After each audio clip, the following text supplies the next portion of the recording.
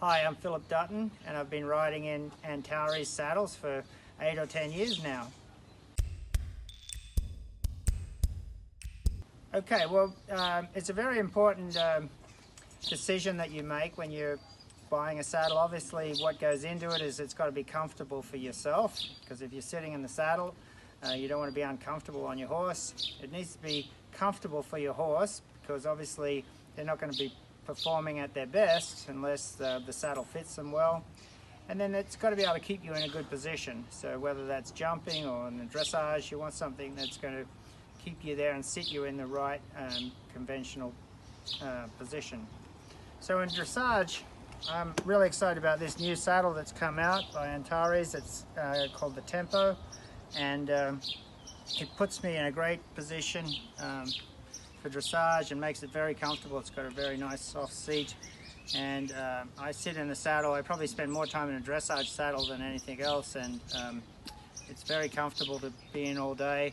It wears really well, and probably most importantly, it fits really well to the horses. It's got really nice big panels that are comfortable for the horse, and the guys at Antares can fit them to your horse as well, which is great.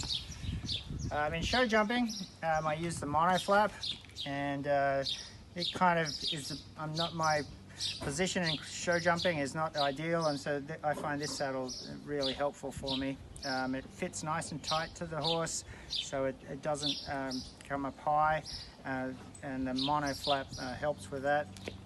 And it's a hard wearing saddle, and in a pinch at a lower level I ride cross country with it as well if we're busy. So it's a really nice saddle. This is the buffalo hide, I believe, and so hard wearing, and even if you're in the rain or whatever, it wears really well. And this one is the cross-country saddle, and this is, in my opinion, the best cross-country saddle in the world. It puts me in a great position. Obviously on cross-country, our position has to vary a lot. You can have very steep drops where your body and upper body has to be back, or in the galloping position you've got to be right up over your horse's wither, and this, in my opinion, is the safest and best cross-country saddle that you can get, and I really always feel great riding cross-country in this saddle.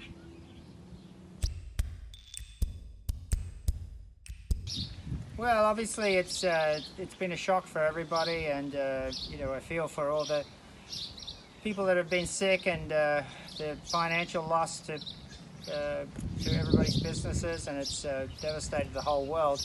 So here in Pennsylvania, we've tried to keep everything as closed up as possible, but keep the horses in good, healthy condition and in work. And I've gone back to really training the horses every day and not worrying about competition. And so in some ways, it's been good for the horses and for myself to address some of the stuff that I probably wouldn't have done if I was getting ready for a competition, because you can sort of go back and maybe risk a little bit the horse not understanding it for a few days, and so going backwards a little bit, but then in the long term coming along nice and forward. So I've really utilized this time in quarantine to train the horses more and better, and I've enjoyed spending time at home with my family each evening instead of traveling. Well, when you're selecting a horse, obviously a lot goes into it. If I had to name one thing that people should take into account probably the most, is the horse's attitude to learning and training and enjoying the sport. If you can have a really talented horse, but if they're difficult to teach and learn and move forward, I mean, it's a little bit, all that talent's a bit wasted. But obviously you need a horse that can gallop and jump and move on the flat, but also be able to accept that training on a daily basis. And I like to enjoy the look of the horse and the feel of the horse when I ride him, because you've got to spend years and years on that horse, so making sure that it's a good match for you is common sense.